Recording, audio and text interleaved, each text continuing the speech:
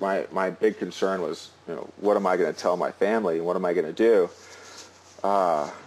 And so I didn't like immediately say, well, I'm going to do the Ironman. But I was more or less like, my thoughts and concerns were with my family for sure.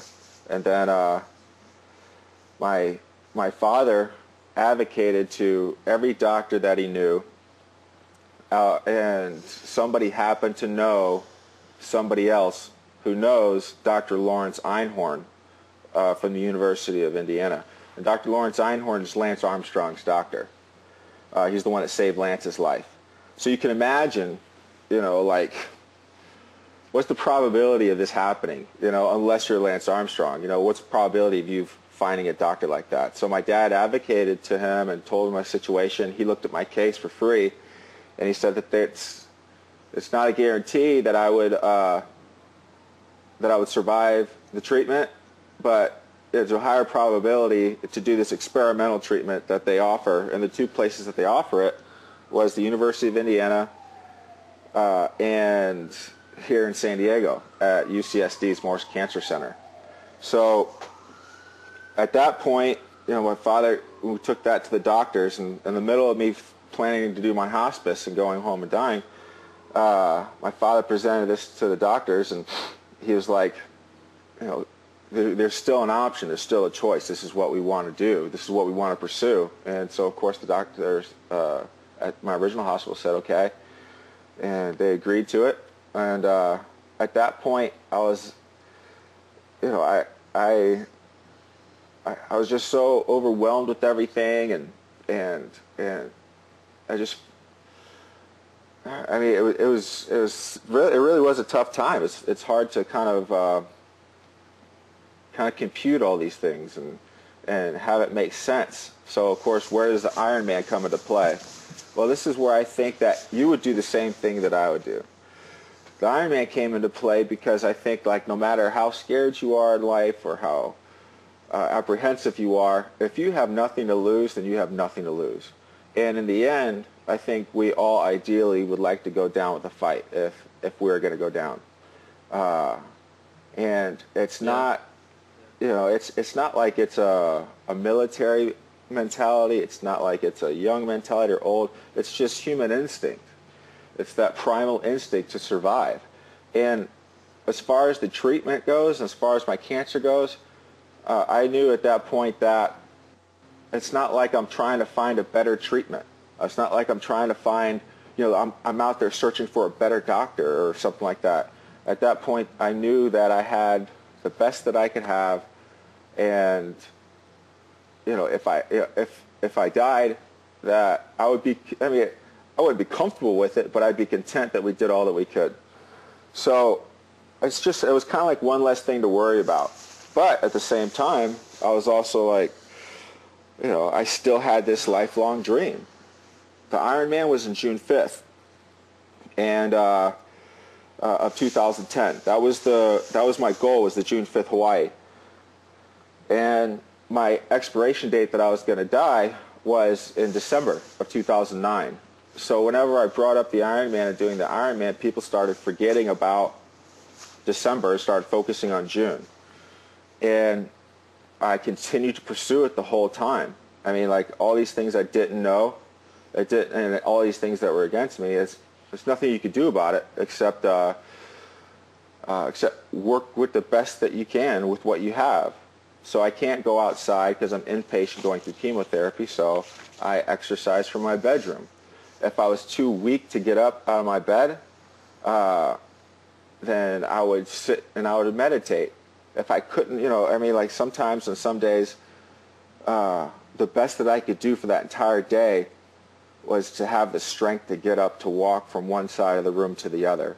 And I would do that, 3 to 4 times a day, just once. And that's the best that I could do. But I knew that that was the best that I could do. And every day I would just try to push it a little bit farther and a little bit farther. Now, of course, when you're dying from cancer and the chemotherapy is tearing you up, and you go through these regimens, these infusions of chemotherapy, every time you get an infusion of chemotherapy, you have to start over.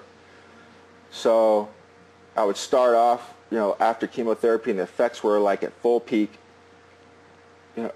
and I would just, I would start off with just trying to strengthen my mind and meditate, and then, and then eventually sitting up, and this is day by day. This isn't within this, one day. And then I might get to the point when I could walk around, and I might get to the point that I could actually have a strong enough immune system to walk outside. And then, I mean, it's beautiful. I'm outside, I'm in the sun, and then all of a sudden I got to go back in for another round. And then I go back in, and I get another round of high-dose chemotherapy, and I have to start from scratch. So essentially what I was doing is that I was either training to do an Ironman, or I was training for the next round of chemotherapy. And what I learned is that when I was doing this physical activity, that it was helping me. It was helping me physically, but more importantly, it was helping my family, my friends, and the people around me have more of a positive attitude. And at that point, once I realized that that what I was doing, all I had to do was just suffer this physical pain, and in the long term, it helped me physically, but it also reinforced the emotional and mental strength.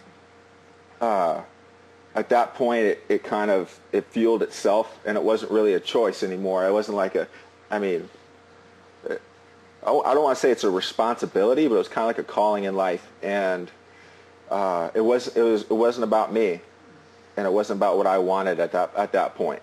Once I realized that people were investing their attention and their emotions and were encouraging me,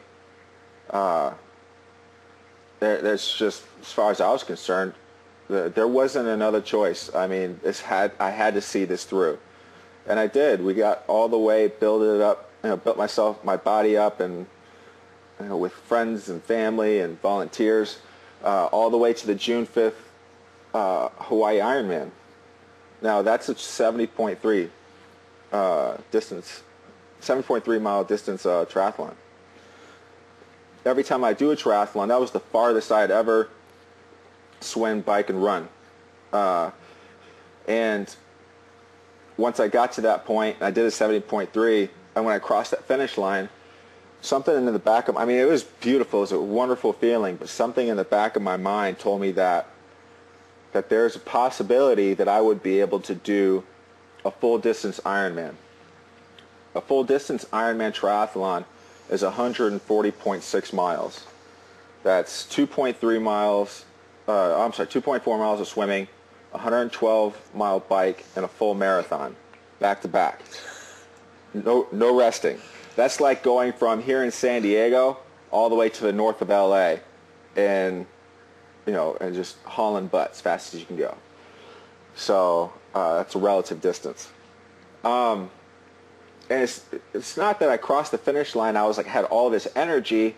It's just I knew I could go, one more mile. And if I can go one more mile, then in my mind that computes, and I can go another 70.3 miles. And so it was my goal to do this before November 25th, this past November. And November is the reason why November 25th was such an important date to me, is because that's the date of my last infusion of high-dose chemotherapy. That's the last time that I received a lethal dosage of chemotherapy, and at the point of which that I was at my absolute lowest. So when I was so weak and so sick that I couldn't even hold my bowels. I'm like a 30-year-old man, and military. I've been in the military. I've done some wonderful things with my life. I've been tried to be athletic most of my life, and to be so weak and so sick that you have to wear a diaper. That's a big culture shock for anybody who's anybody's as young as me. And so from getting to that point to doing 140 miles in an Ironman or a race at all, to travel that distance, that's huge. That's a big accomplishment, I think, for 12 months or less. And that was my goal, is to do that distance within 12 months or less from the moment of which I was at my lowest.